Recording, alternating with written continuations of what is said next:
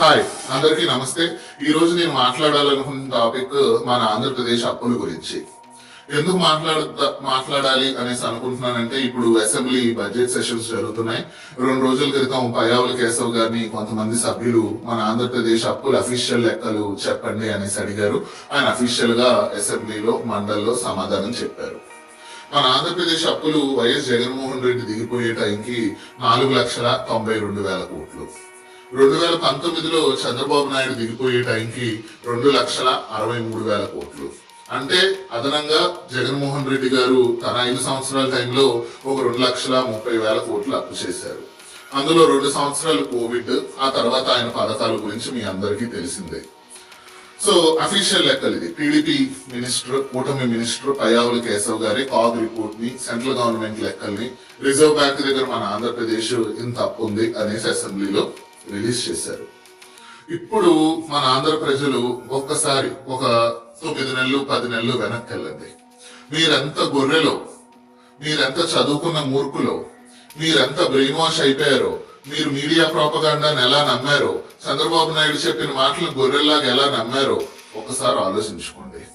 ఇదే చంద్రబాబు నాయుడు 14 లక్షల కోట్లు ఆంధ్రప్రదేశ్ అప్పు అయిపోయింది, రాష్ట్రం శ్రీలంక అయిపోతుంది, బీహార్ అయిపోతుంది, ఆర్థిక విధ్వంసం జరుగుతుంది అనేసి గుండెలు బాదుకొని రోడ్ల మీద పొరలాడి చేసిన ప్రచారం. ఆయన మీడియా ఛానళ్లు, 2 న్యూస్ పేపర్లు, పెద్ద పెద్ద హెడ్లైన్స్ తో పుంకానుగా ఎవ్రీడే డిబేట్లు. నారా లోకేష్ గారు యువగలం పాదయాత్రలో ఆర్థిక విధ్వంసం జరిగిందని రోజు అబద్ధాలు. అయినా గాని ఇక్కడ యాక్చువల్ గా వాళ్ళ అబద్ధాలు ప్రచారం చేయడం కాదు, ఇక్కడ జగన్మోహన్ రెడ్డి గారి తప్పు కూడా ఉంది. ఏంటంటే ఆయన ఈ అబద్ధాలని గట్టిగా ఎదుర్కోలేకపోయాడు, తిరిగి అబద్ధాలు అని జనాలను నమ్మించలేకపోయాడు. ఎందుకంటే ఆయనకు మీడియా సపోర్ట్ లేదు పాపం. కానీ చంద్రబాబు నాయుడు గారు సక్సెస్ అయ్యారు, కూటమి గవర్నమెంట్ ని తీసుకొచ్చారు, ప్రజలు నమ్మారు.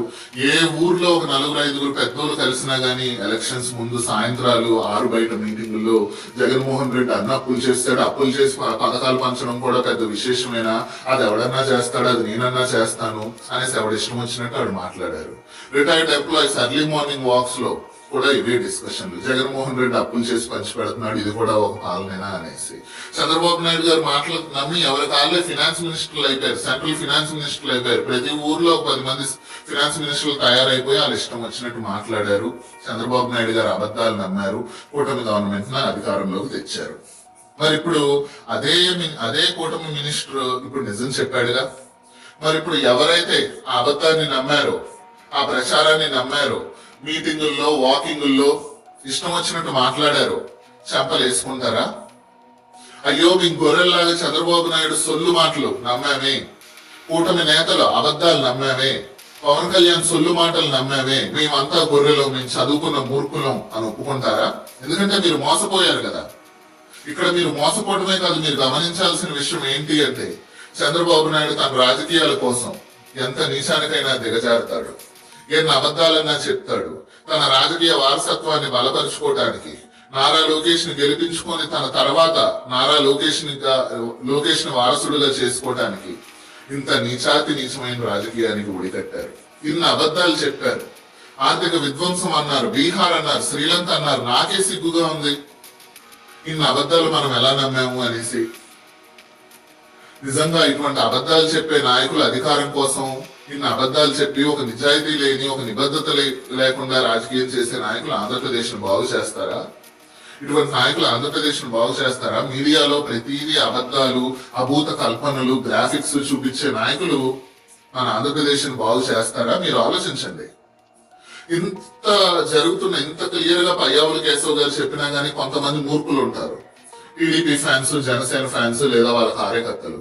నువ్వు ఓన్లీ అఫీషియల్ గా సెంట్రల్ గవర్నమెంట్ అప్పులే చెప్తున్నావు, జగన్మోహన్ రెడ్డి ఆంధ్రప్రదేశ్ గవర్నమెంట్ బిల్డింగ్స్ తాకట్టు పెట్టేసి అప్పులు తెచ్చాడు, దాని గురించి నువ్వు మాట్లాడవా అనేసి అడగొచ్చు నన్ను. ఏం గవర్నమెంట్ బిల్డింగ్స్ ఉన్నాయి ఆంధ్రప్రదేశ్ లో?